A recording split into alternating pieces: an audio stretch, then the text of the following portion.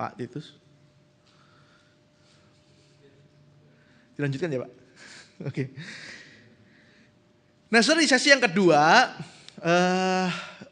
kita mau dengan latar belakang yang tadi kita sudah sampaikan, kita sekarang mau melihat struktur, setelah mulai masuk ke dalam isinya ya. Nah kalau saudara baca tafsiran, Injil Yohanes termasuk banyak tafsiran saudara. Tadi saya katakan sudah banyak jadi sorotan. Tadi saya katakan sasaran empuk. Jadi orang juga bikin banyak struktur. Nah saya cuma mau ambil yang lumayan sering dikutip lah ya, lumayan sering dipakai. Saudara struktur itu orang mengatakan Injil Yohanes itu terdiri dari 2 bagian ya. Kalau saudara membaca mulai pasal 1 sampai pasal 12 ya, itu kira-kira 1 bagian. Lalu pasal 13 mulai sampai pasal 21 1 bagian. Nah kalau saya ngomong begitu ya, tebak-tebak ya, belum ngelihat gambarnya ya. Apa yang membedakan pasal 1 sampai 12 dengan pasal 13 sampai 21 itu? Kalau baginya begitu tuh kira-kira berdasarkan apa itu? Ayo teka-teki.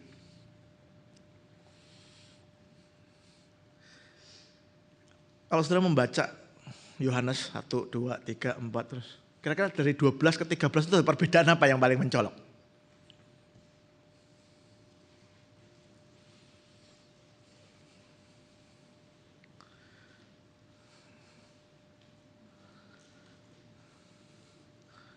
Ini sering baca sampai lupa ya. Saya keseringan Pak bacanya keseluruhan Alkitab. Begitu khusus Yohanes kita lupa Pak. Apa kira-kira? Perbedaan yang paling mencolok dari 12 ke 13 itu.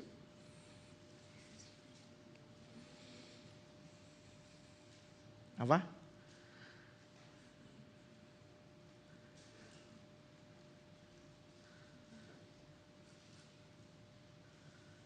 Belum kelihatan? Oh Pak. Boleh lebih keras Pak? Yang mana itu? Mulai 13, betul sekali Pak ya. Jadi yang paling mencolok bedanya saudara, dari sejak pasal 13 itu bicaranya itu mulai malam terakhir itu loh. Perjamuan itu loh. Nah sampai terus. Jadi sebelum itu adalah peristiwa yang pelayanan Yesus 3,5 tahun kira-kira gitu loh.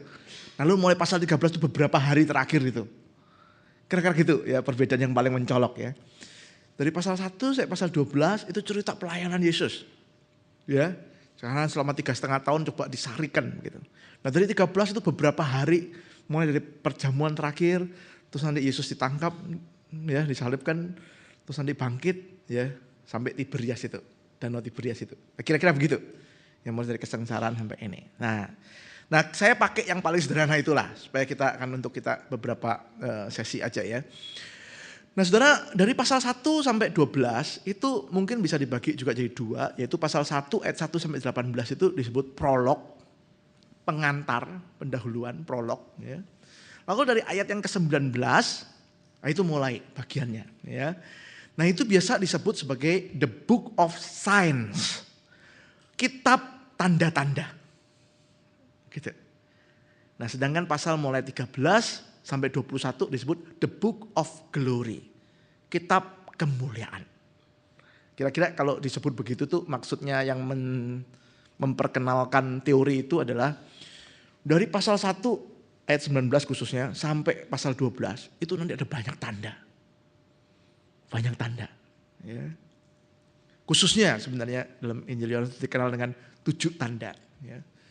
Nah nanti mulai pasal 13 itu cerita tentang kemuliaan melalui kesengsaraan.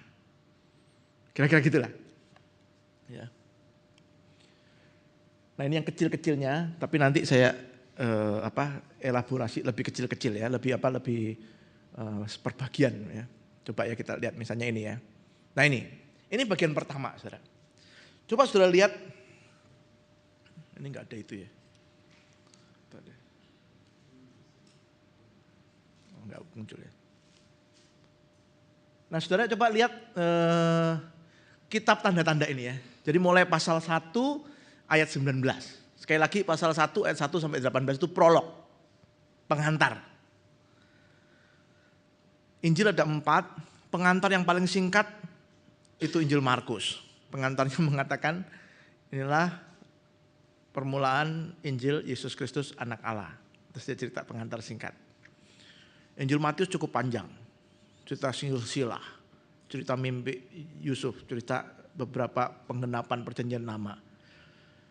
Lukas juga panjang, ada nyanyian Maria, nyanyian Zakaria, nyanyian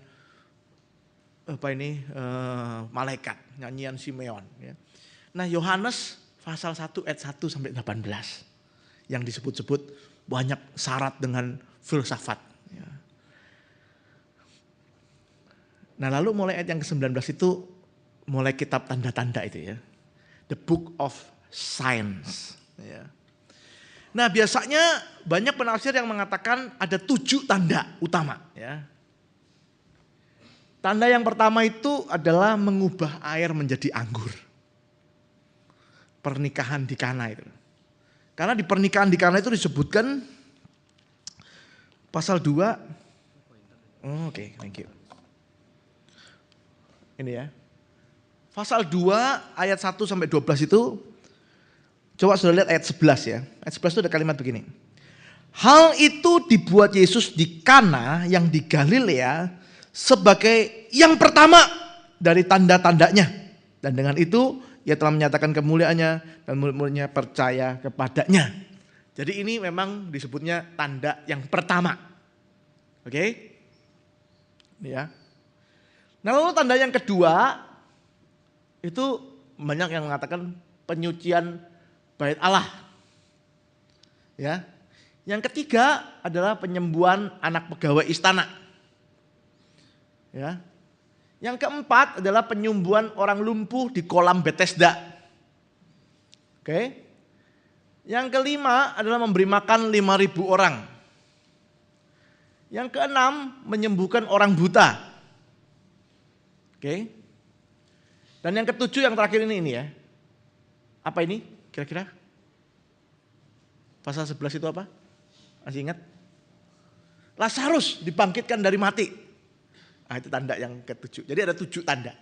7 signs. Ya. Nah, rencananya itu sesi ini atau hari ini nih mau bahas the Book of Signs kan, tapi karena saya kira perlu pengantar tadi ya. Jadi kita hari ini mungkin bahas setengahnya aja dulu, nanti kita lanjutkan pada pertemuan yang kedua. Tadi saya tadi sudah permisi, boleh nggak kasih PR? Boleh ya, jadi nanti saya kasih PR. Supaya kita sama-sama kerja persiapan gitu ya. Nah nanti pertemuan yang selanjutnya kita PR sisanya ya, the Book of Signs yang sisanya itu. Jadi mungkin tanda-tanda yang keempat sampai ketujuh. Nah itu kita nanti cari tahu caranya. Nanti saya ajarin caranya ya. Oke, jadi kira-kira nanti kita ini sesi ini mau coba lihat sampai tanda yang ketiga. Ya. Baik, kita lanjutkan.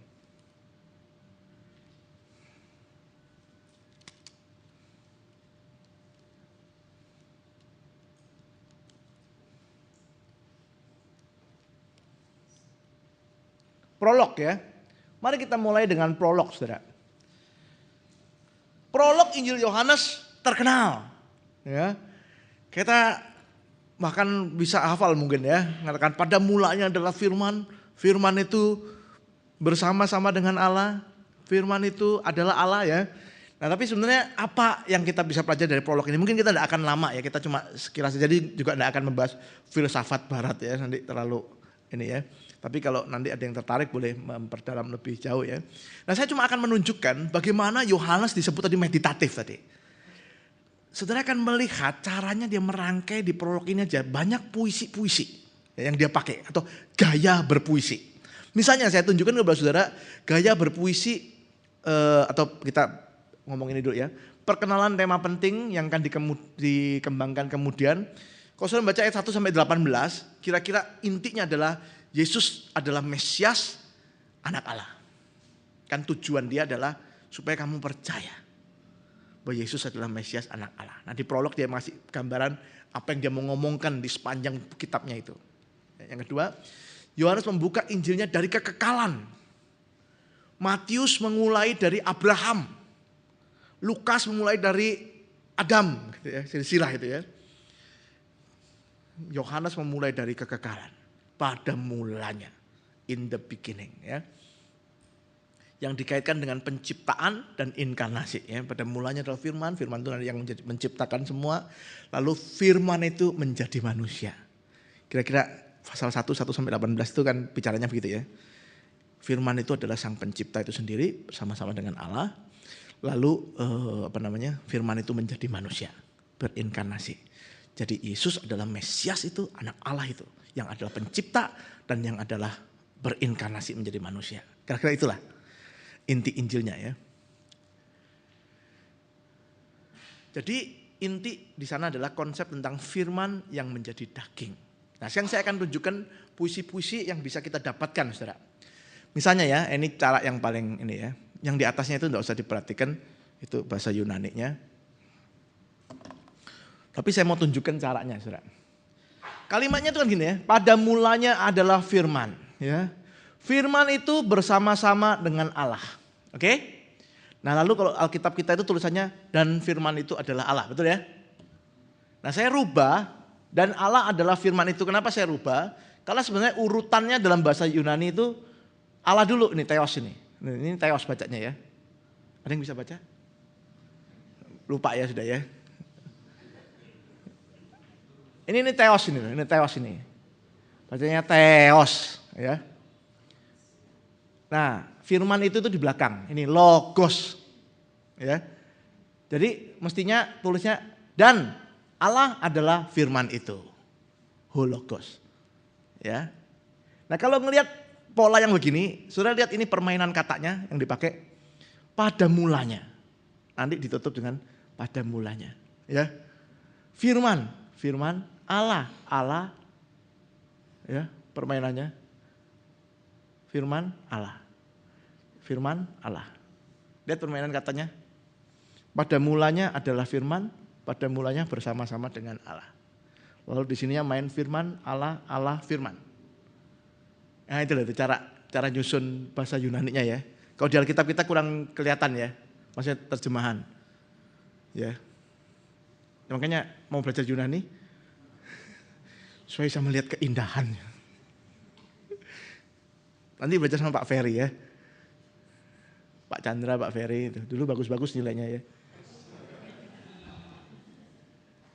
Enggak lupa kan? Dulu kata. Ini contoh ya. Dari 2-3 ayat itu sudah kelihatan ada ini, 2 ayat ya. Ada kelihatan ada permainan kata, kayak dia meditatif, dia bukan sembarangan mau ngomong. Dia susun, kayak ada rhyme-nya, ada ada kayak nuansa puisinya gitu loh, ya. Nah, misalnya ini yang ketiga ini, ayat 3 ya. Ini kalau bahasa Indonesia nggak terlalu kelihatan ya. Kalau saudara bahasa Yunani ini kelihatan nih, egeneto ini ya. Dijadikan ya. Nah saya rubah sedikit terjemahannya supaya lebih sesuai sama terjemahan harafiahnya ya. Segala sesuatu oleh dia dijadikan. Ya. Lalu ditambahkan di sini. Dan tanpa dia, ini oleh dia, tanpa dia, dijadikan tidak ada. Tidak ada sesuatu yang dijadikan tanpa dia. Gitu maksudnya dia. Tapi ini permainan katanya. Oleh dia, tanpa dia, dijadikan, tapi tidak ada jawabannya yang kedua ini. Nah ini di sini kelihatan ini. Nah egeneto, kayak dia main kata gitu loh. Ini namanya paralelisme. Ya, gaya bahasa sastra paralelisme itu. Ya.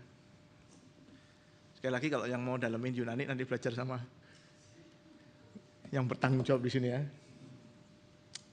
Contoh lain lagi ya. Ini main kata lagi ya, 4-5 ini ya. Dalam dia ada hidup dan hidup itu adalah terang, terus terangnya dipindah ke depan ya. Hidupnya di belakang, pindah depan, belakang, pindah depan, belakang, pindah depan. Nah ini juga bentuk paralelisme yang lain lagi, bertingkat. Dalam dia ada hidup, hidup itu adalah terang. Terang itu bercahaya dalam gelap, gelap itu tidak menguasainya. Nya ini siapa? Nya ini siapa? Kalau di ujung ini terang, terang itu hidup, hidup. Dalam dia. Nah ini dia, nya. Di sini ada auto, ini auto, ini bukan auto. Auto itu artinya dia ya. Dia. Jadi dia main kata. Intinya dia itulah, sang terang itu, sang hidup itu. Diterangkan sampai gelap, tapi gelap tak bisa menguasai dia. Jadi walaupun konsep itu tapi kayak dia permainan kata yang disusun gitu. Itu yang disebut meditatif tadi itu. Hanya dia tidak sembarangan masuk asal cerita aja, tapi dia memang sengaja disusun supaya ada kesan indah, kesan yang lebih mendalam gitu. Oke. Nah ini satu lagi ya. Nah orang Ibrani, orang Yahudi itu suka bentuk puisi yang seperti ini. Kalau saudara pernah belajar tahun lalu itu Perjanjian Lama, mungkin sering disebut. Ini namanya apa? Bentuk begini nih. Oh lupa ya, udah tahun lalu ya. Kiasmus namanya ya, kiasmus. Artinya puisi itu disusun, intinya itu atau yang paling penting atau message-nya itu ada di tengah. Ini loh. Kira-kira ini bentuknya A, B, C, B aksen, A aksen. Artinya yang depan sama yang belakang ini sama. Memuncak, mengkerucut di tengah. Kalau saudara melihat ayat 14 sampai ayat 18 ya. Ini ada anak tunggal Bapa. Lalu saudara baca ayat 18 ada tulisan anak tunggal Allah. Ya, terus kita turun 14, penuh kasih dan kebenaran. 17, kasih karunia dan kebenaran. Oke? Nanti ayat 16-nya kasih karunia demi kasih karunia. Nah, jadi ini bentuk puisi itu. Orang Yahudi itu senang begini. Kalau bikin puisi itu dia suka message-nya itu di tengah. Terus muka sama belakang sama. Itu bentuknya mengkerucut gitu loh, ya. Kayak kalau orang Indonesia dulu suka bikin puisinya gimana ya. Misalnya Irwan namanya ya. Irwan namanya, rajin orangnya. Terus apa lagi ya? WAN gitu kan dulu kalau bikin puisi. Dulu begitu enggak ya? Zaman saya lah gitu dulu waktu masih kecil ya. Nah kalau Yahudi gini bikin puisinya.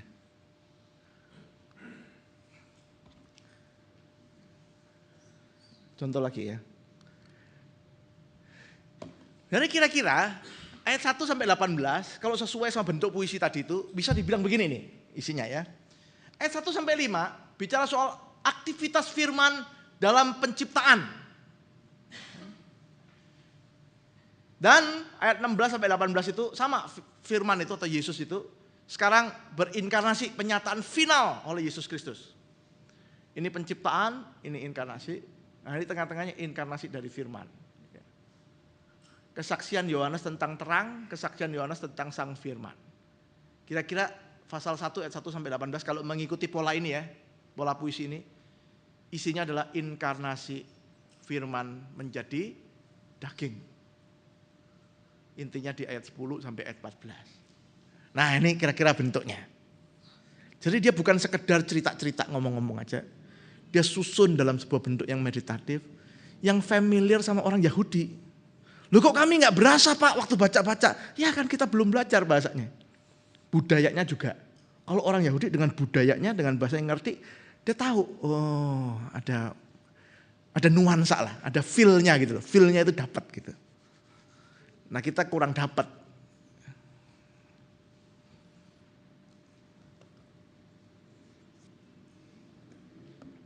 Ada pertanyaan gak tentang ini? Nah, ini sekilas saja ya caranya memahaminya lebih meditatif. Tapi kira-kira dia mau mengatakan Injil dia ini mau menceritakan bagaimana sang firman itu yang adalah Allah itu berinkarnasi menjadi manusia, menjadi daging. Supaya kamu percaya.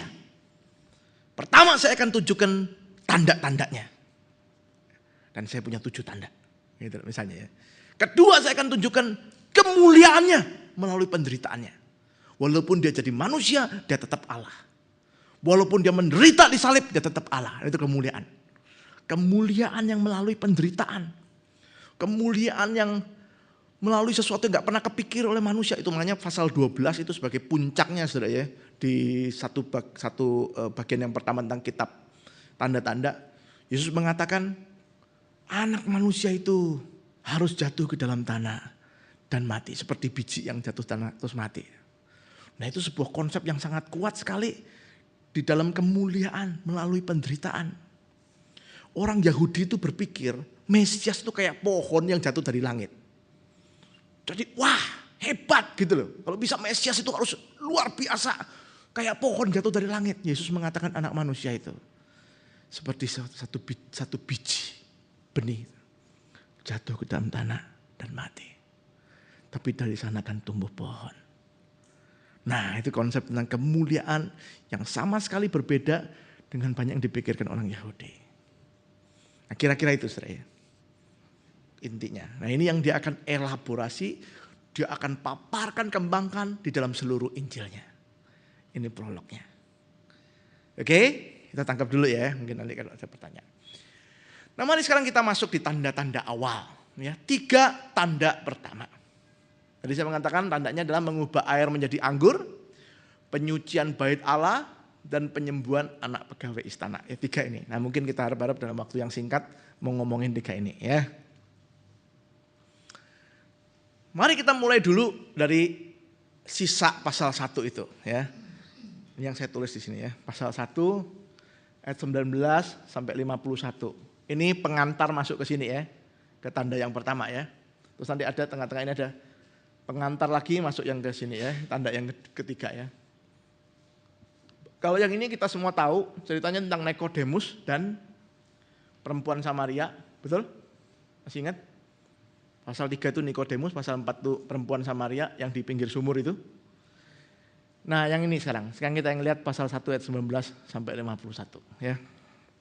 Apa kira-kira itu isinya? Setelah pasal 1 ayat 19 sampai 51 setelah prolog itu berisi tentang 2 hal ya, berisi tentang 2 hal. Yang pertama adalah kesaksian Yohanes tentang dirinya, siapa dia? Yohanes itu maksud Yohanes Pembaptis, dan tentang Yesus ya. Diceritakan bahkan hari itu Yesus lewat waktu Yohanes sedang melayani, lalu Yohanes bersaksi tentang dia. Inilah anak domba Allah. Itu kesaksiannya ya, kita baca ya. Kesaksiannya di ayat yang ke-29. Pada keesokan harinya Yohanes melihat Yesus datang kepadanya dan ia berkata, "Lihatlah anak domba Allah yang menghapus dosa dunia. Dialah yang kumaksud ketika kukatakan," dan seterusnya. Jadi Yohanes itu bersaksi, inilah anak domba Allah itu yang akan menghapus dosa dunia. Nah, ini kira-kira isinya. Jadi dimulai dari kesaksian Yohanes Pembaptis. Dia mengatakan dia itu siapa dan Yesus itu siapa. Oke? Kedua adalah perkenalan pertama Yesus dengan para murid. Nah, ini mungkin saya cerita sedikit ya. Saudara, kita kalau membaca Matius dan Markus, pertama kali Yesus ketemu murid itu dengan keluarga Petrus, jadi Petrus, Andreas dan Yakobus, Yohanes itu. Ingat itu? Kalau Matius itu di pasal 4, kalau Markus di pasal 1 ya.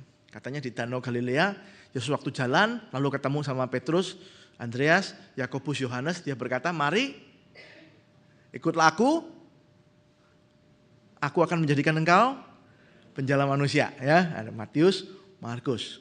Lukas lain. Lukas pasal 5 bercerita tentang Yesus hari itu mengajar di danau, terus Petrus itu nangkap ikan semalam-malaman tidak dapat. Ingat cerita itu? Terus Yesus berkata, "Pergi lagi, suruh tangkap ikan lagi." Terus dia tangkap ikan lagi, dapat banyak. Sampai dia tersungkur di hadapan Yesus. "Pergi daripadaku, aku ini orang berdosa." Ingat cerita itu? Nah, cerita itu kan lain. Itu pertama kali ketemu di Injil Lukas. Cerita itu lain sama Matius sama Markus. Betul? Itu orang jadi bertanya, "Loh ini kok lain?" Katanya sinoptik. Nah, itu kan bukan tugas saya menjelaskan itu ya. Saya tugasnya Injil Yohanes ya. Dugaan orang sih, ya itu memang 2 peristiwa yang berbeda. Matius, Markus itu 1 peristiwa, Lukas itu peristiwa yang lain. Nah, Yohanes kan lain lagi. Ketemunya adalah Yesus sedang jalan, diikuti sama 2 orang. 2 orang ini mengikuti Yesus, kenapa? Karena Yohanes Pembaptis bersaksi tentang Yesus. Yohanes Pembaptis bilang, "Lihatlah ini anak domba Allah. Inilah yang aku kabarkan itu, tentang yang akan datang setelah aku itu." Lalu 2 orang ini mengikuti Yesus. Salah satunya namanya adalah Andreas. Jadi lain lagi. Terus Andreas nanti membawa Petrus, dikenalin. Loh, jadi kok lain nih? Kan orang gitu kan, berdebat kan. Jadi ketemunya itu di Matius itu yang benar sama Markus itu, atau Lukas itu, atau Yohanes ini. Nah, reka ulangnya kira-kira ya. Nah, Yohanes ini paling awal. Ini pertama kali. The first time. Ini ya. Yesus ketemu Petrus. Terus Petrus ikut. Paling enggak Petrus lah yang tokoh yang namanya disebut terus di keempat Injil itu ya. Petrus ikut. Tapi sejangka waktu balik lagi, tangkap ikan lagi. Ya, balik lagi ke pekerjaan lama. Lalu muncul Matius sama Markus itu.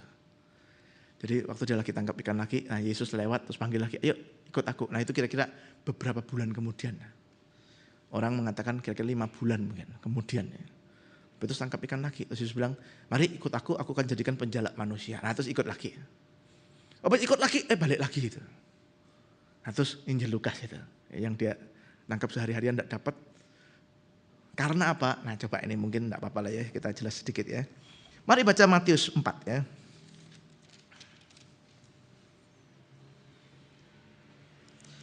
Matius 4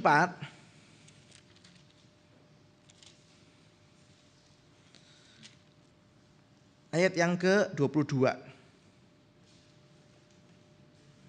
Saya bacakan ya. Dan mereka itu maksudnya yaitu Petrus CS ya. Segera meninggalkan perahu serta ayahnya lalu mengikuti dia. Oke? Markus sama persis ya. Markus juga ngomong begini ya.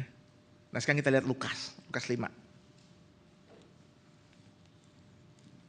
Jangan lupa ya itu ayatnya. Nanti kita lihat bedanya apa ya, saya tanya nanti. Pasal 5 ayat 11. Saya bacakan lagi. Dan sesudah mereka menghela perahu-perahunya ke darat. Mereka itu siapa? Petrus CS itu ya. Mereka pun meninggalkan segala sesuatu lalu mengikut Yesus. Ajakannya sama. Kalau sudah melihat ajakannya di Injil Lukas itu juga sama. Di ayat yang ke-10 ya. Jangan takut, mulai dari sekarang engkau akan menjadi penjala manusia. Ya, jadi sama ya, mau jadi penjala manusia. Nah apa bedanya Lukas sama Matius tadi? 4:22 sama 5:11 tadi bedanya apa? Responnya gimana? Matius kenapa cepat? Ada kata segera. Ya. Oke, lebih cepat, segera. Apalagi yang lain?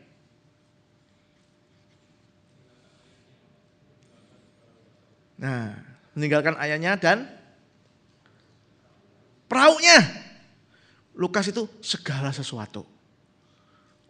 Dugaannya loh ya, dugaannya. Matius itu dia memang tinggalkan perahunya sama ayahnya ya. Tapi jalannya disimpan. Kan belum segala sesuatu toh. Jalannya jalan gacoan itu. Maksudnya apa yang sakti itu loh ya, yang kalau nangkep itu dia bisa dapat banyak eman-eman ya, sayang-sayang ya. Jadi dia tahan-tahan. Nanti kapan-kapan siapa tahu tangkap lagi kan gitu. Sehingga Lukas itu ngomongnya meninggalkan segala sesuatu. Artinya sekarang udahlah saya tidak balik lagi lah. Udah balik 3 kali balik kayak ini. Saya akan terus mengikuti ya. Kira-kira gitulah. Nanti balik lagi. Di mana itu? Tangkap ikan lagi. Yohanes 21 itu ya. Yesus mati, balik lagi. Mungkin beli jala baru lah. Kan udah ditinggalkan segala sesuatu ya. Nah, jadi ada cerita begitu loh. Jadi gak harus kita ngomong, kok lain-lain ketemuannya? Berarti ada yang salah ini.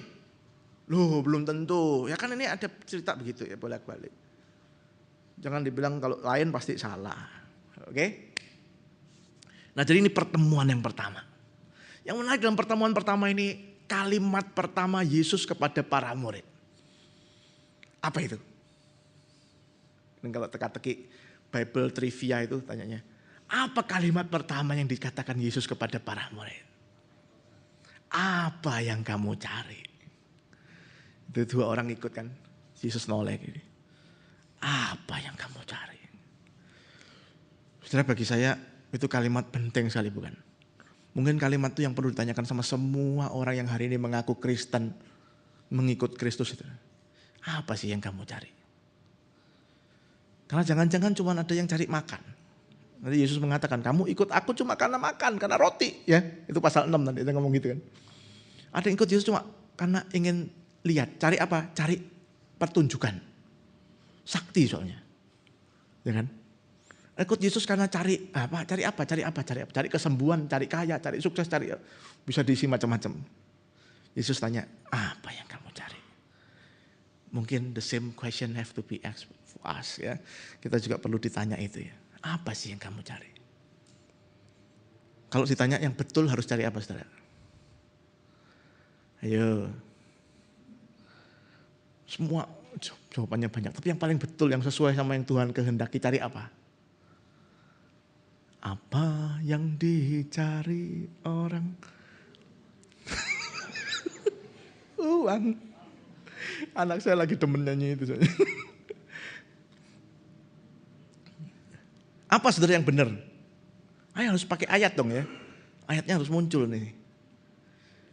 Mencari apa yang diminta Tuhan? Kerajaan Allah dan kebenarannya. Seek ye first the kingdom of God and its righteousness. Carilah dahulu kerajaan Allah dan kebenarannya. Semua itu akan ditambahkan kepadamu.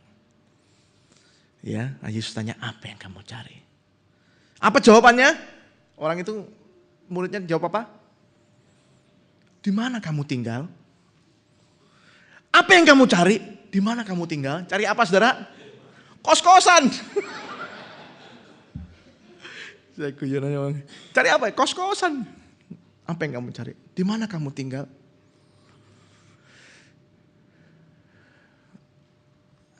Sebelum mau jawab cari apa, aku mau tahu kamu tinggal di mana. Yesus terus jawab apa? Hah? Ini. Apa jawabannya? Yesus jawabnya apa? Hah?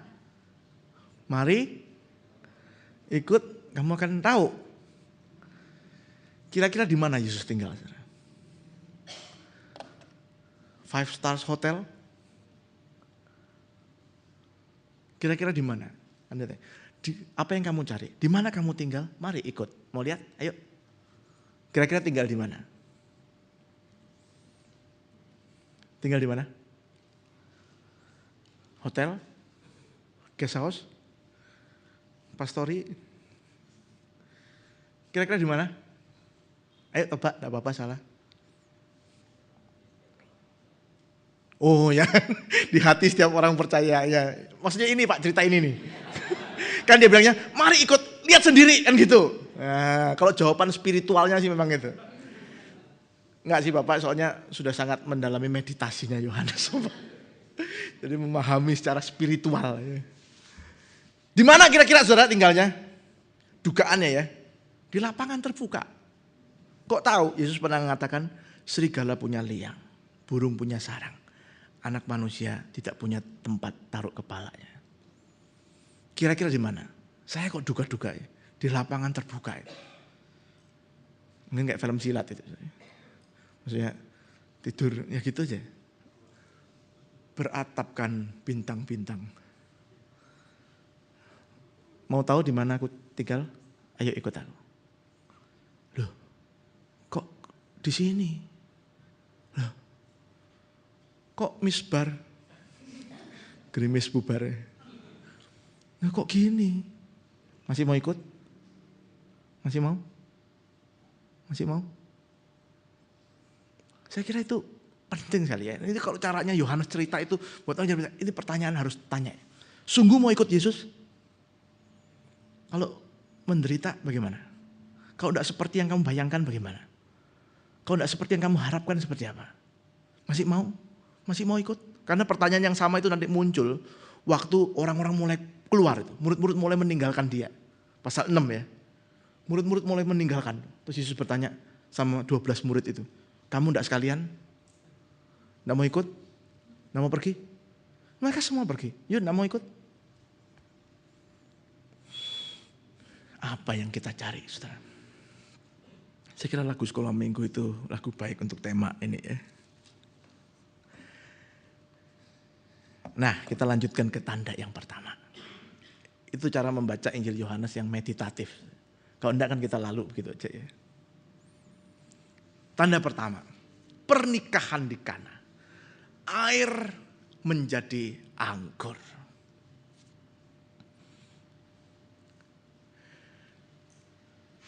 Mengapa tanda pertama yang penting bagi Yohanes? By the way, ini tanda yang pertama ini ya, mujizat ini ya. Cuma ada di sini. Artinya Matius, Markus, Lukas gak catat. Betul? Ada yang menemukan di Matius, Markus atau Lukas? Gak ada ya. Cuma muncul di sini ya. Pertanyaannya, mengapa ini kok jadi penting? Sampai 3 penginjil yang lain merasa, nggak usah lah, nggak dimasukin deh. Ini mah kondangan. Hari itu gitu ya. Yohanes ini tanda yang pertama, dia harus spesial. Suruh pilih, yang pertama dia pilihnya pernikahan di Kana. Pertanyaan saya, kenapa kok ini begitu penting? Ayo, siapa mau usul?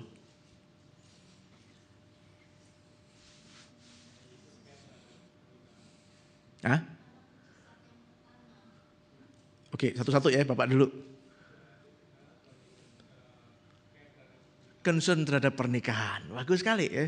Ini pasti jawaban Pak Sutri ya. Lihat nih, yang pertama pernikahan. Dia begitu concern dengan pernikahan. Ya sih, ya boleh juga ya. Cuma kan ini di dalam Injilnya, yang tujuannya adalah so that you may believe. Jadi engkau percaya dia adalah Mesias, anak Allah. Kenapa yang pertama ini? Nah, ibu tadi menjawab,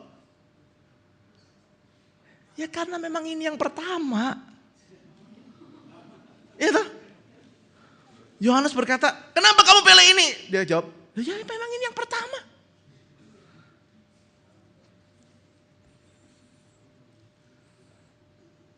Ini memang yang pertama.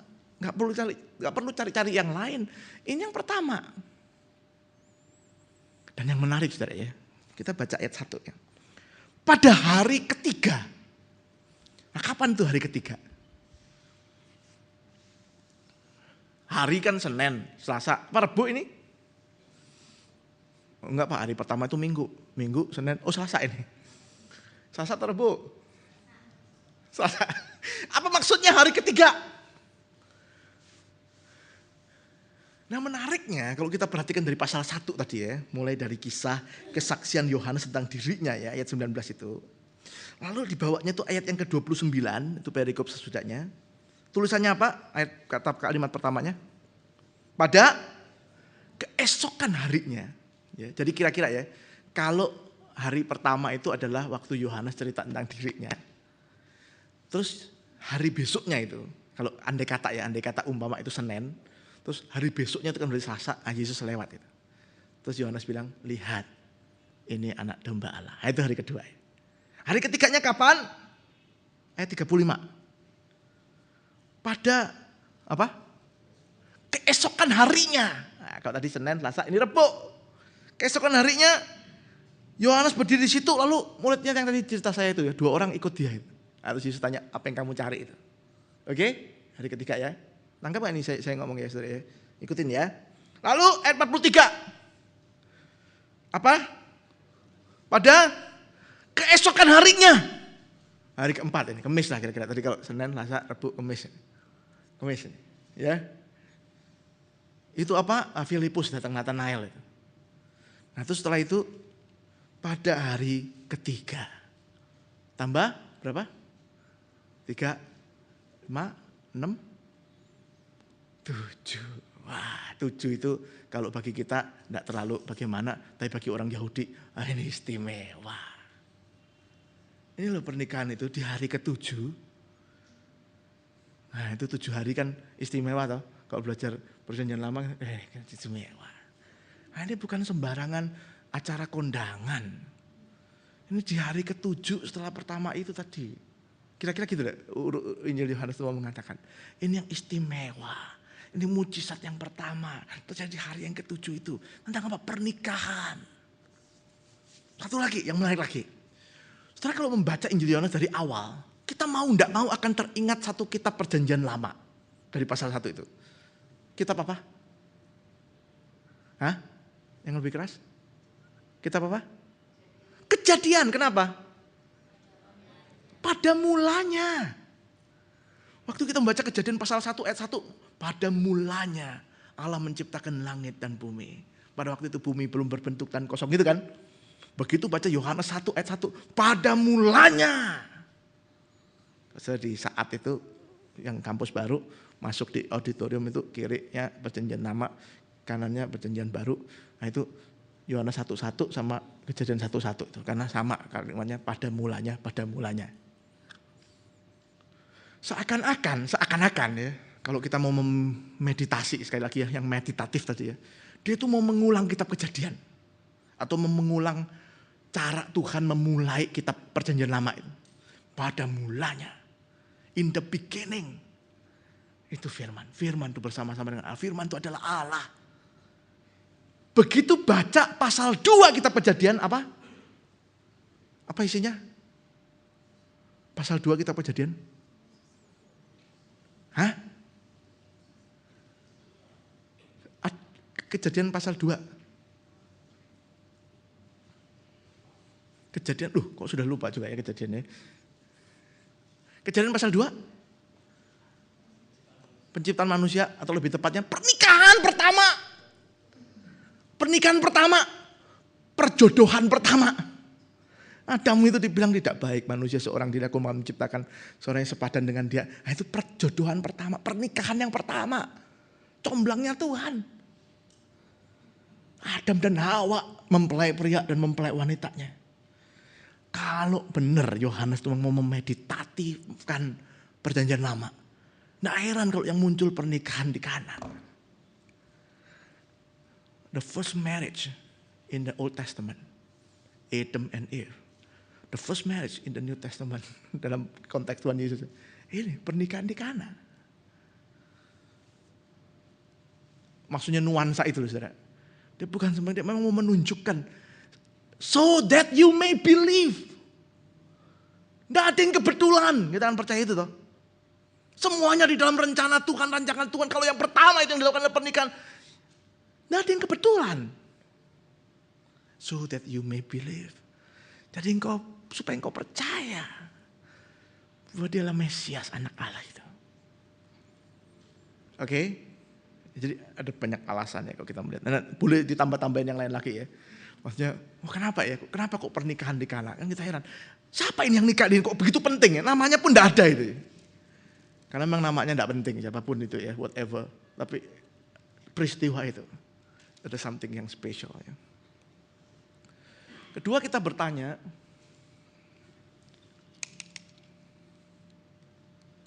sekarang nggak mau deh. Oh ya. Perkataan Maria mungkin ya, kalau kita mau memeditasikan bagian itu ya. Maria mengatakan kalimat ini. Apa yang dikatakan kepadamu, kepada hamba itu ya, buatlah itu. Saudara, kalimat ini penting. Maria itu melihat, ini pernikahan ini sedang diadakan dengan rame-ramenya. Mereka kekurangan anggur. Saudara, kekurangan anggur pada waktu itu bukan cuma berbicara soal, wah malu dong, gengsi dong, kok tidak cukup anggur. Tetapi kekurangan anggur pada sebuah pesta pernikahan pada waktu itu adalah a disaster. Suatu bencana. Gawat nih. Ini bukan cuma tanggung malu ini. Ini adalah sial. Baru pertama kali ini pernikahan kok sampai dia kekurangan. Ini berarti seumur hidup pernikahannya ini bakal sengsara nih. Dewan aja sudah begitu. Kurang anggur. Apalagi nanti ini ya. Kira-kira gitulah ya. Kalau orang Tionghoa mungkin bilangnya, wah ini bohoki nih. Ya, dari hari pertama kok sudah begini ya. Wah ini gawat nih, gitu, celaka ini. Gitu bisa kira-kira ya. Nah saudara, Maria yang tahu. By the way ya, Maria itu di dalam Injil Yohanes ini muncul 2 kali. Ya. Pertama kali itu di sini. Kedua kali di mana? Tadi sudah kita baca. Di bawah salib Yesus itu. Setelah saya kalau memeditasikan tentang Maria ya. Di kitab sinoptik itu ada kalimat begini ya. Dan Maria menyimpan segalanya dalam hatinya itu. Saya tuh membayangkan gini ya. Maria itu sejak awal kan malaikat tuh sudah ngomong sama dia. Anak yang kamu kandung dari Roh Kudus. He's very special. Terus dia berulang kali mendapati hal-hal yang ajaib kan. Beberapa kali dia dikasih tahu sama gembala. Terus dia, wah ternyata benar ya. Seperti yang diomongkan itu. Terus Simeon juga ngomong. Terus Hana juga ngomong. Sampai kemudian Injil Lukas tulis, Maria simpan semua dalam hatinya. Bisakah saudara bayangkan 30 tahun itu. Terus tambah lagi 3,5 tahun terakhir itu. Semua yang disimpannya itu. Waktu umur 12, waktu dia tanya jawab. Gitu ya, dia masih ingat lagi, wah ini memang anak ini. Ini bukan cuman sekedar anakku ini. Ini memang dia ini khusus, spesial. Dia semua dia simpan itu. Dan pada waktu harinya itu tiba. Bisakah sudah merasakan perasaan seorang ibu yang menyimpan semuanya di dalam hatinya? Itu saya kalau menjelaskan perkataan Yesus pernyataan Yesus ketiga tentang hai ibu lihat anakmu, hai anak lihat ibumu ya. Saya kok kira itu bukan cuma soal titip-titipan ya. Misalnya dia kasihan ibunya nanti sama siapa ya, ini anak ini ibumu ya tolong dipelihara ya misalnya gitu loh ya. Atau nak kamu bu ini anakmu ya nanti kamu pelihara ya kasihan ya misalnya. Saya kira bukan cuma soal itu ya. Kenapa? Yesus saudaranya banyak kok. Kalau dia disalib yang lain bisa itu pelihara ibunya. Kenapa mesti titip sama muridnya? Saya kira bukan soal itu. Kenapa kok titipnya sama Yohanes? Murid yang dikasih itu. Kenapa? Karena dikasih Pak, dia paling percayanya sama dia. Bukan saudara. Kenapa kok pilih Yohanes? Ayo teka-teki. Soalnya itu juga ada di Injil Yohanes ya. Kenapa Yesus titipin ibunya sama Yohanes? Hah? Murid yang dikasih, itu dia cuma percaya sama dia ya. Setia ya. Yesus kan bisa melihat orang, dia uji. Saya kok pikir ya itu semua boleh benar lah ya. Tapi saya kira bukan yang utama. Kenapa yang utama? Lagi? Hah? Karena yang ada cuma Yohanes. No choice. Yang lainnya udah pada lari. Cuma yang ada cuma dia. Maksudnya begini loh saudara. Kalau saya merenungkan itu ya peristiwa itu ya. Kalau di sana ada semua, ya 11 ada di situ. Saya kira dia nggak akan ngomong sama Yohanes. Dia akan ngomong, lihat anak-anakmu. Kaitannya itu bukan cuma titip-titipan, tetapi terkait dengan Injil. Maria punya informasi yang murid-murid tidak tahu. 3.5 years mereka tahu. Ini rasul-rasul ikut Yesus. Maria punya 30 tahun itu. Rahasia-rahasia tentang Yesus, tentang Mesias yang nobody knows. Maria yang akan bersaksi. Dari sejak awal itu kok bisa mengandung, terus kok bisa dari Roh Kudus dan sebagainya itu. Maria, you butuh mereka ini untuk yakinkan engkau. Semua yang terjadi itu apa? Dan murid-murid kok butuh dia. Setelah Yesus bangkit itu. Terus mereka tuh sering kumpul. Kalau baca Kisah Rasul pasal 1, terus Yesus naik ke surga. Mereka kumpul sama-sama itu. Murid mamanya Yesus, Maria dan saudara-saudara dan murid-murid kumpul di lantai atas itu kan ceritanya gitu ya. Itu di Kisah Rasul 1 itu, pasal 1 itu. Mereka sering kumpul. Kira-kira ngomongin apa? Sharing. Maria menceritakan semua yang dari dulu hanya disimpan dalam hatinya itu. Dia mulai cerita, sekarang aku mau kesaksian sama kalian. Dia mulai cerita. Wah, semua nangis. Wah, luar biasa ya. Dia betul-betul Mesias. Itu saling menguatkan itu. Sehingga terus itu ada gereja mula-mula dibangun dengan kesaksian orang-orang ini. Oke. Nah ini Maria tampil di sini saudara. Dia sudah menyimpan semua dalam hatinya. Sekarang ini ada kebutuhan. Dia ngomong sama anaknya. Tolong dibantu loh, kasihan. Yesus berkata waktuku belum tiba. Kalau melihat konteks tentang waktu, Yesus kira-kira mau ngomong ini baru mau mulai. Sekarang belum ya mestinya. Tapi Maria yang begitu yakin, lihat nih saudara, 30 tahun, dia tahu persis siapa anaknya itu. Berkata kepada hamba-hamba itu, apapun yang dia katakan, apapun, whatever ya, berbuatlah. Itulah iman saudara. Seakan-akan Yohanes ingin mengatakan tujuan Injilku ini so that you may believe.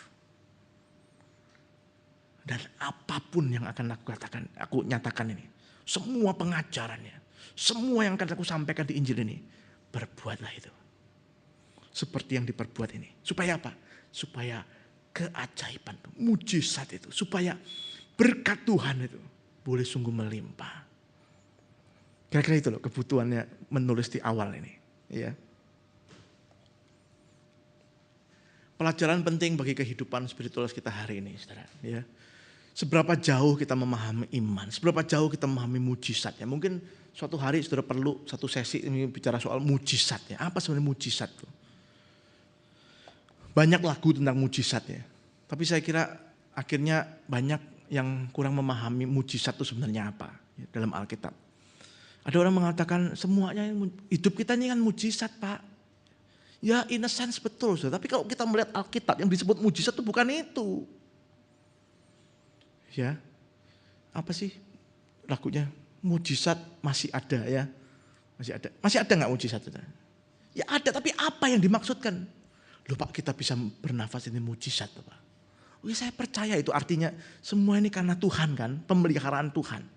Tapi providensi Allah, pemeliharaan Allah itu ada 3 macam. Satu itu yang natural. Ini yang tiap hari kok kita bisa, ini memang ajaib. Ajaib sih ajaib Pak. Memang benar ini ajaib. Tapi ini yang namanya providensi. Memang tanpa Allah tidak bisa. Tapi itu bukan mujizat yang dimaksud Alkitab. Istilah mujizat itu sangat spesial. Yang kedua itu suatu pemeliharaan Allah yang spesial. Yang cuma untuk orang tertentu, yang lainnya enggak. Kalau bernafas kan semua orang toh. Enggak ada kan umat pilihan yang bernafas sendiri misalnya ya. Kan enggak ya. Semuanya bernafas. Jadi semua providensi umum. Tapi ada yang spesial. Saya dipelihara secara khusus. Itu peristiwa Pak, kecelakaan itu. Bisa hidup ya. Semuanya mati, dia hidup. Nah, ini pemeliharaan secara khusus cuma sama dia. Satu isi mobil mati semua. Cuma dia yang hidup Pak. Orang bilang mujizat. Nah, tunggu dulu. Apakah itu maksudnya mujizat? Bukan, itu providensi juga. Providensi pemeliharaan yang khusus. Nah mujizat itu extraordinary providence yang very extraordinary. Yang luar biasa. Sampai. Nah pernikahan di Kana ini boleh jadi contoh.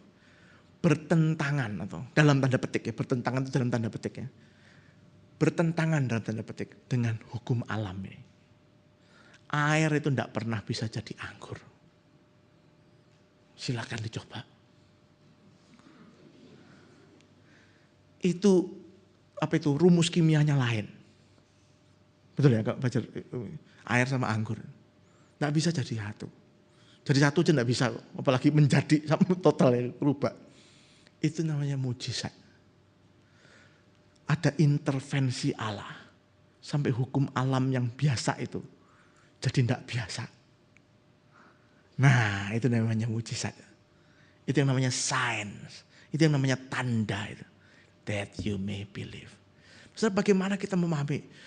Bagus juga kita orang zaman sekarang. Saya merasa hidup saya ini mujizat Pak. Ya boleh, tapi istilah itu sendiri sebenarnya very special. Dan ada maksud yang khusus, maksud Tuhan. Nah, kapan-kapan kita, waktu yang lain kita membahas itu ya.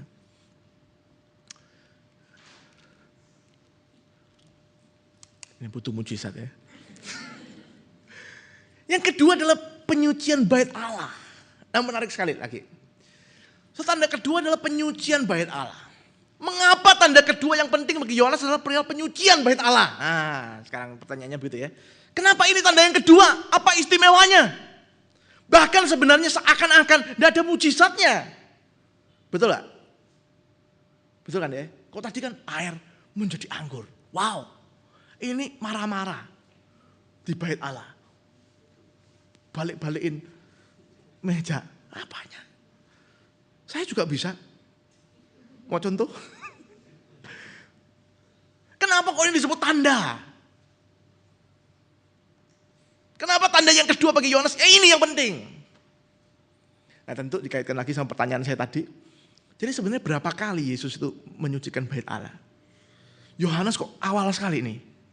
Kalau Matius, Markus, Lukas kok di akhir mau dekat-dekat penyalipan baru dia sucikan bait Allah.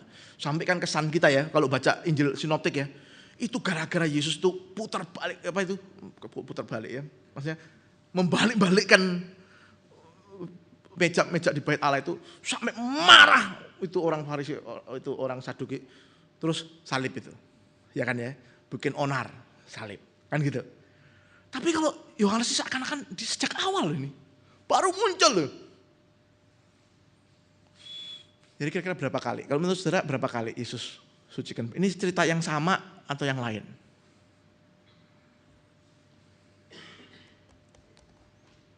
Nah, kalau saudara baca tafsiran ya banyak pendapat ya. Banyak pendapat, banyak yang ngomong sama juga ya. Sama lah, sama persis. Kalau dibaca itu ya sama persis. Kalau pribadi pendapat saya. Kalau benar seperti yang dikatakan ini dan saya percaya benar sih ya kan ya. Seperti yang ditulis di sini. Yesus mengatakan cinta karena rumah Bapa itu ya, rumah Allah itu. Membakar, apa sih kalimatnya? Menghanguskan. Ya. Sebegitu besarnya concernnya. Saya kok membayangkan tiap kali dia ke Yerusalem, dia marah. Jadi kalau menurut saya, jangankan 2 kali. Mungkin juga 3 kali. Masa ya dia barusan terakhir baru marah.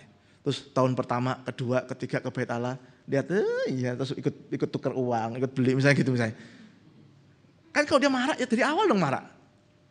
Kalau itu memang menggusarkan hatinya, ya dia dari awal dong marah. Dari awal yang menyucikannya.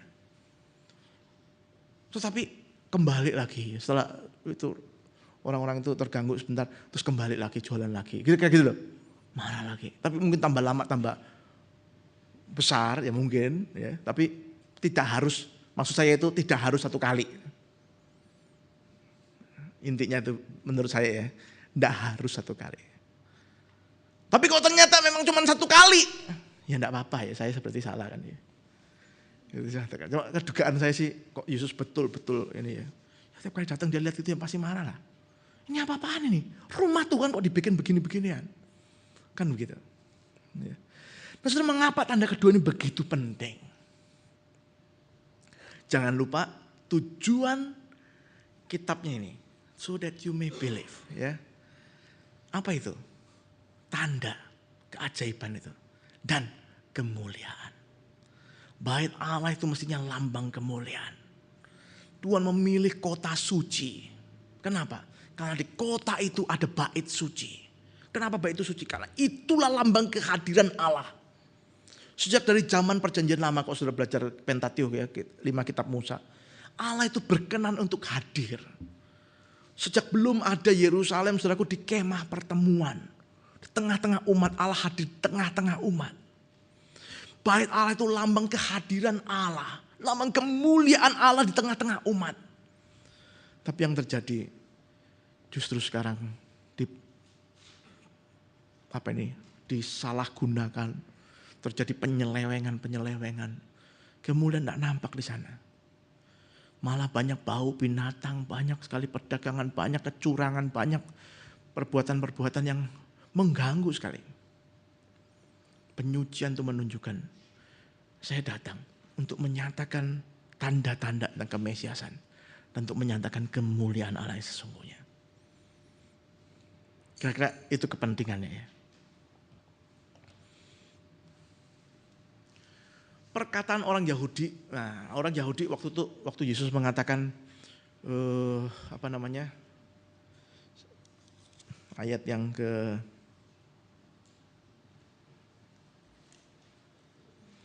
19 ya.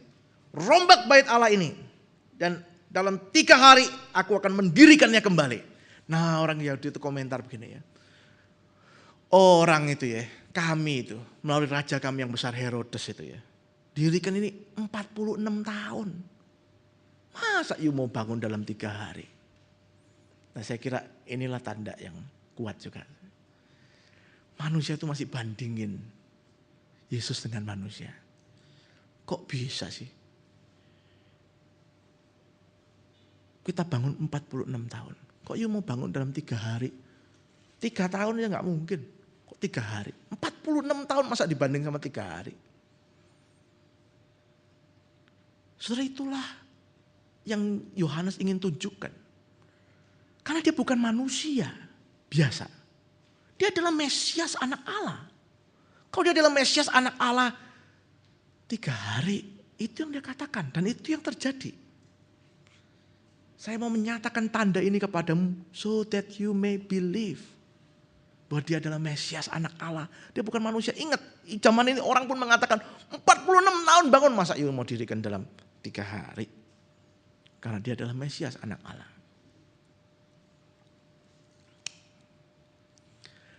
Pelajaran penting bagi kehidupan spiritual kita hari ini, saudara.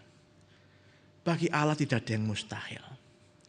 Itu yang harus menjadi satu semangat kekristenan di dalam menjalankan pelayanan dan kehidupan. Bahwa kita percaya kepada Dia. Percaya itu bukan mengumbar ambisi kita. Percaya itu artinya tidak ada sesuatu pun yang membuat kita takut selama Tuhan ada memimpin kita. Tidak ada yang mustahil. Karena itu kita harus selalu ready. Setiap kali Tuhan mau memakai kita, kita harus ready. Karena tidak ada yang mustahil bagi Dia. Banyak peristiwa yang terjadi dalam kehidupan kita, saudara, kalau kita bayangkan, waduh kayaknya 10 tahun lalu, 20 tahun lalu saya gak pernah kepikir itu terjadi. But it happened. Pertanyaannya bagi kita 10 tahun kemudian, 20 tahun kemudian adalah ketika Tuhan akan melakukan sesuatu yang menurut kita hari ini mustahil itu. Are we ready? Orang-orang ini meragukan. Masa kita 46 tahun, yuk 3 hari. Sehingga waktu Yesus benar-benar melakukannya. Melalui kematian dan kebangkitannya. Banyak yang tidak ready. Demikian juga berlaku untuk saudara dan saya. Nah saudara, saya harap saudara melihat polanya ya. Saya nanya, mengapa ini penting? Terus apa satu hal yang menarik di dalamnya? Terus pelajaran rohani apa? Nah PR kita kira-kira itu loh. Ya, tapi nanti untuk yang tanda ke 4, 5, 6, 7. Ya. Ini saya kasih contoh ini cuma contoh ya. Ini nanti PR-nya itu ya. Pasal 3 saya pasal 4. Nah mungkin ini saya pas saja, ini yang sudah terkenal ya, percakapan dengan Nikodemus yang dibandingkan dengan perempuan Samaria. Yesus bertemu dengan seorang pria terhormat bernama Nikodemus, ahli Taurat, malam-malam. Yesus bertemu dengan perempuan Samaria yang punya suami 5, yang tinggal sekarang bukan suaminya. Ya. Siang-siang. Ya.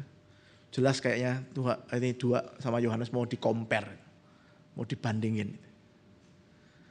Waktunya juga tepat ya. Kalau terbalik kan repot ya. Ketemu sama perempuannya malam-malam, ketemu sama ininya siang-siang repot. Itu sudah diatur supaya untuk kita melihatnya inilah kontras yang sangat jelas. Ya. Nah, masing-masing punya pemaknaan-pemaknaan yang baik ya. Kapan-kapan kita boleh membahas lebih dalam ya. Nah, lalu yang terakhir pengajaran bagi para murid ya. Ada pengajaran yang sudah disampaikan oleh para murid yang bawa cari makanan untuk Yesus itu.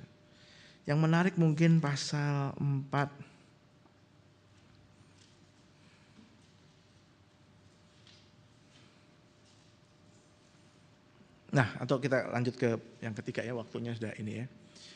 Tanda ketiga ini penyembuhan anak pegawai istana, saudara. Mengapa tanda ketiga yang penting adalah penyembuhan anak pegawai istana? Ya. Mungkin ada yang tanya begini, pasal 4 ayat 54 itu ada tulisan begini. Dan itulah tanda kedua yang dibuat Yesus. Loh, Bapak bilang ketiga. Jadi ketiga atau kedua? Jadi Alkitab bilang kedua kok berani-berani bilang ketiga. Jadi ketiga apa kedua?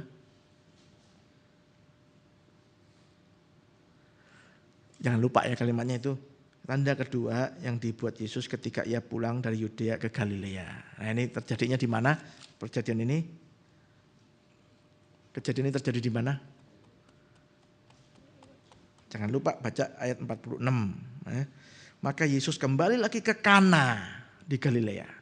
Kana itu mana? Itu peristiwa pertama itu. Nah ini peristiwa kedua yang di Kana itu. Yang tengah-tengah itu tadi penyucian Bait Allah di mana? Yerusalem. Nah ini kedua di Kana. Tapi ketiga ini menurut hitungan tadi itu. 1, 2, 3. Kenapa ini penting? Saudara, ini tanda dilakukan. Remote ya. Remote itu artinya tidak di tempat itu. Ini anak yang sakitnya itu kan jauh. Gitu. Ini Tuhan Yesusnya di sini di Kana itu, sama bapaknya ya. Hamba itu bisa jadi anak gitu maksudnya ya. Hamba itu terjemahan lainnya itu anak. Anak itu kayak hamba gitu ya dalam tradisi waktu itu. Ya anaknya itu sakit di sono di Kapernaum. Nah ini di Kana ini ketemu Yesus. Nah ini pengobatan atau penyembuhan atau mujizat yang remote ya. Jauh tapi ngefek di sono itu. Ya. Nah ini lain sama yang tadi itu. Dan yang menarik adalah kalimat yang Yesus mengatakan ayat 48, jika kamu tidak melihat tanda dan mujizat, kamu tidak percaya. Nah orang ini dia belum lihat itu. Terus dikatakan tindakan orang ini yang penting. Ia percayakan perkataan Yesus. Yesus berkata kepada dia, pergilah, anakmu hidup. Nah, dia nggak pakai bahasa Jawanya tuh ngeyel-ngeyel. Apa yang ngeyel itu ya? Hah? Bukan membantah, maksudnya merengek-rengek, minta-minta, berdebat gitu loh ya. Artinya misalnya Yesus bilang, kan dia barusan minta nih. Terus Yesus bilang, kamu tidak melihat, jadi kamu tidak percaya. Sekarang ginilah, yuk pergilah, anakmu tuh hidup. Kan belum lihat nih dia. Waktu itu kan belum ada SMS. Jadi belum diberitahu nih anaknya oke misalnya ya. Nggak ada telepon juga kan. Jadi kan tidak tahu nih. Dibilangnya pergilah, anakmu hidup. Orang ini tidak berdebat misalnya berkata, ya tapi kan Tuhan sembuhkan dia dulu dong ya. Kan belum ini Tuhan, masa saya suruh pergi, dari mana saya tahu dia hidup misalnya ya. Dia gak bantah-bantah, gak ngeyel-ngeyel, dia pergi. Artinya dia belum lihat, tapi percaya. Ini salah satu berita Injil Yohanes bukan? Berbahagialah engkau yang tidak melihat, namun percaya. Itu yang dikatakan kepada Thomas di pasal 20. Iman itu percaya, walaupun engkau belum melihat. Itu membuat ini menjadi penting ya.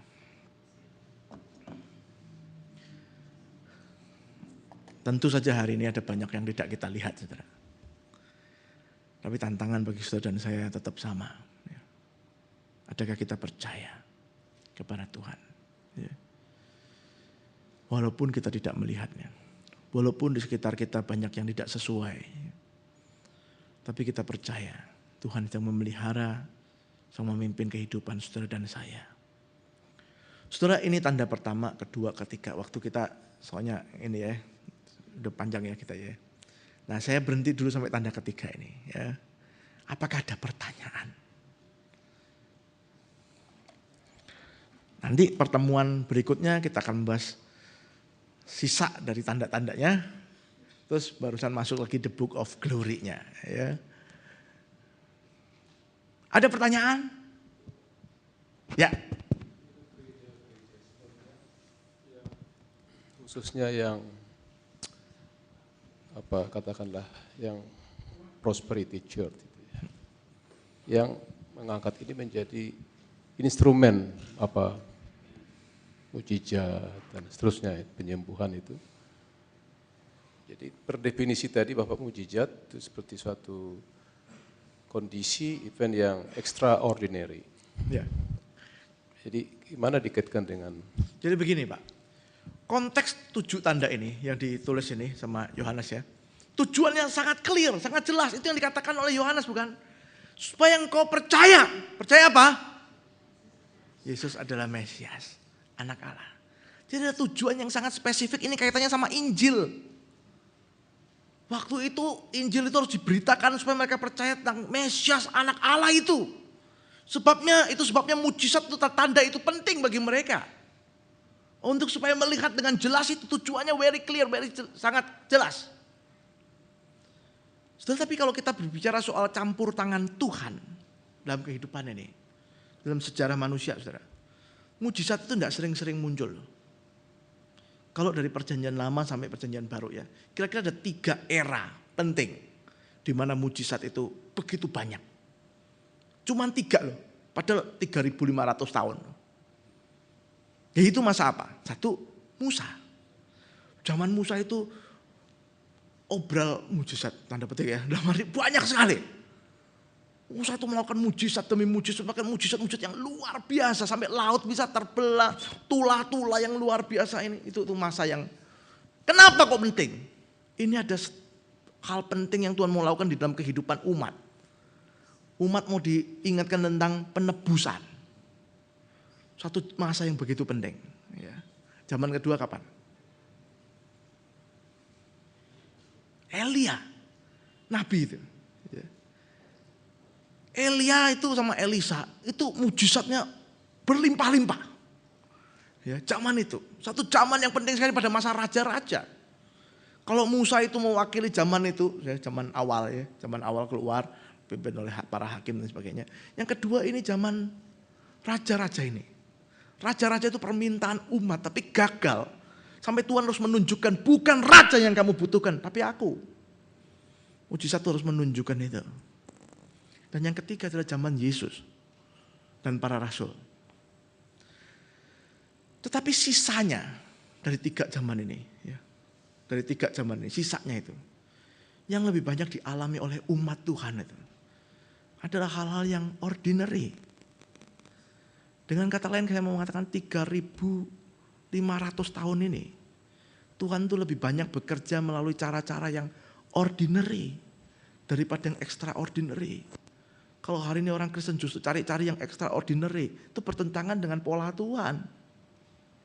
Tuhan tuh justru dalam 3.500 tahun ini melakukan yang banyak yang ordinary untuk menyatakan dirinya. Pada momen-momen yang sangat khusus, dia ingin menyatakan lebih khusus. Tapi tidak sering. Sangat limited edition. Yang lainnya itu lebih ordinary. Dan tanda ketiga ini penting kan Pak.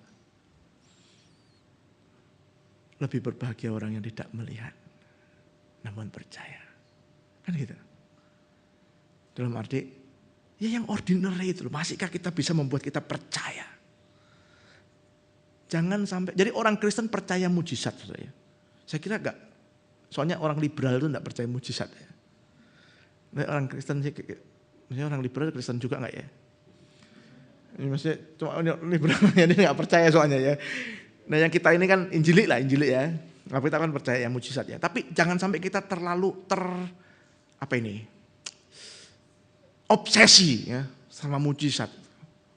Sampai seakan-akan kalau enggak ada mujizat tuh enggak ini ya. Jadi rasanya kegandrungan itu. Padahal 3.500 Tuhan dalam sejarah menunjukkan He works in a very ordinary way. Tapi very ordinary itu, bahkan kalau kita ngomong setelah zaman Rasul ya, itu penganiayaan itu. Wah terjadinya semakin gila kan gitu. Tapi itulah umat Tuhan yang tetap percaya, penganiayaan itu saya mati. Rasul yang tidak mati, dalam arti disiksa ini tetap di penjara keluar, Paulus misalnya, Petrus, ya ada itu mujizat kan. Tetapi sampai mati itu banyak. Ya Paulus, Petrus juga mati juga akhirnya. Jadi kenapa kita kok terus mengabaikan yang ordinary itu? Terlalu mengekspos yang extraordinary itu. Kira-kira gitulah. Ya saya berhenti sampai sana. Nanti kapan-kapan mungkin kita membahas lebih khusus ya tentang mujizat. Jadi hari ini sebenarnya terlalu banyak ekspos itu yang tidak mendapat penekanan yang begitu rupa sebenarnya pengajaran itu dalam Alkitab. Mungkin begitu komentar saya. Ya. Ada lagi Pak? Bu? Terakhir mungkin penutup. Ya. Selamat siang Pak, saya ada 2 pertanyaan. Yang pertama, apakah Bapak setuju dengan misalnya 4 kitab Injil itu disebutkan bahwa Matius itu berfokus bahwa Yesus adalah Raja, Markus Yesus adalah Mesias, Lukas Yesus adalah Tabib, dan Yohanes Yesus adalah Allah. Saya pernah baca tapi saya juga lupa itu di mana. Apakah Bapak setuju sepenuhnya atau enggak? Terus yang satu lagi, kalau memang Maria Magdalena itu dekat dengan Yohanes dan murid-murid, kenapa tidak ada catatan mengenai umur 12-30 tahun Yesus? Padahal ada di beberapa kitab yang lain yang menceritakan tentang Yesus tapi yang dianggap sesat, misalnya dia membunuh anak terus membangkitkannya lagi atau dia membuat merpati dari tanah. Apakah memang tidak signifikan atau seperti apa? Terima kasih. Ya, yang pertama dulu ya, itu tadi yang disebutkan itu memang tafsiran. Ya, jadi saya setuju pada saya boleh-boleh saja. Artinya ya memang kalau dilihat ya memang ada penekanan-penekanan itu. Tetapi ada banyak penafsir ya lain-lain lah. Tergantung masing-masing ini. Biasanya tergantung disertasinya apa ya. Bahasa apa, itu penekanan mana, ya, nanti akan kelihatan oh memang di sini itu ya ada gambar-gambar yang agak berbeda. Katanya Lukas itu memang profesinya dia tabib. Jadi kok gambarin Yesus pemulih atau ini ya oke. Ya Markus mungkin mau menunjukkan hamba karena itu. Tapi memang kalau membaca Injil Markus ya banyak bahasa-bahasa yang dipakai itu lebih lebih blak-blakan apa adanya. Jadi sesuai lah sama gambaran itu misalnya. Matius sebagai guru ya dia mengajar dia ini ya itu ada. Tapi kalau dibilang apakah itu sesuatu yang absolut, saya kira enggak. Ya. Kalau tanya sama Matius atau Markus atau Lukas jangan-jangan dia jawabnya, oh iya ya, saya baru tahu juga ya. Kok bisa ya nemuin begitu ya? Saya nggak pernah kepikir tuh gitu. Saya cuma mau bersaksi aja, gitu, misalnya ya. Bisa juga kan begitu ya. Nah yang kedua, apakah usia 12 sampai 30 tidak signifikan? Saya kira, makanya nggak ada. Ya toh, ya kalau ada kan Tuhan pasti munculin dong ya kan, nggak ada ini di kanan ini nggak ada. Nah kenapa kok nggak signifikan? Sudah begini ya, saya kira Injil itu tentu yang terpenting itu dalam masa pelayanannya. Yesus itu mulai menyatakan dirinya, itu tentu dalam masa pelayanan itu. Dimulai dengan baptisannya ya. Dimulai dengan baptisannya, lalu diikuti dengan pencobaan, terus mulai melayani itu sampai akhir ya. Nah saya kira jadi 3,5 tahun itu yang merupakan karya yang paling jelas itu. Cuman kan orang kan bertanya tentang asal usul. Itu berangkatnya dari mana itu. Makanya kisah tentang nativity, tentang kelahiran itu menjadi sesuatu yang cukup penting untuk diekspos. Tapi sisa itu hampir ya memang tidak signifikan saya kira. Apakah mungkin ada mujizat-mujizat pada atau ada sesuatu yang ajaib yang dilakukan Yesus pada usia itu? Saya kira bisa saja. Namanya dia Allah dan manusia ya. Ya tentu saja bisa. Tetapi seberapa jauh catatan-catatan itu bisa dipercaya, saya kira tidak terlalu signifikan. Itu sebabnya para rasul tidak juga menerimanya. Mungkin juga karena dugaan, ini dugaan ya, dugaan itu berarti belum tentu benar ya. Dugaan saya cerita seperti itu tambah-tambahan cukup banyak. Sampai mungkin ada yang rasul atau dalam sidang gereja mungkin mengatakan, udahlah enggak usah lah ini nanti satu-satu terlalu ribet nanti, lebih baik nggak usah aja semua gitu. Misalnya kita cuma ini aja gitu. Orang sering menambahkan sesuatu yang berlebihan gitu. Oke, saudara saya akhiri sampai di sini. Terima kasih untuk atensi saudara. PR-nya itu ya. Jadi ada tanda keempat, kelima, keenam, ketujuh. Ulang ya. Keempat itu apa? Penyembuhan kolam Bethesda ya. Penyembuhan kolam Bethesda pasal 5 itu setelahnya ini langsung kolam Bethesda ya. Ada orang 38 tahun di bait Allah. Rebutan masuk kolam. Yesus datang gitu. Terus bilang, maukah engkau sembuh? Menarik gitu ya. Yang kedua, yang kelima, memberi makan 5.000 orang. Kenapa itu penting ya, memberi makan 5.000 orang. Ya. Keenam, orang buta. Ya. Menyembuhkan orang buta yang buta sejak lahir. Apa bedanya buta sejak lahir sama buta belakangan ya. Kenapa itu jadi penting? Yang terakhir, Lazarus. Ya. Lazarus yang dibangkitkan dari antara orang mati. Apa bedanya kebangkitan Lazarus sama kebangkitan Kristus? Nah, mungkin nanti kita diskusi itu ya. Nah, cari kenapa itu penting, apa yang menarik dalam kisah itu, dan yang ketiga apa pesannya bagi kita hari ini. Kita jawab 2 bulan lagi ya, Pak ya? Ya, jadi lama loh, PR-nya 2 bulan ya. Semoga enggak lupa ya.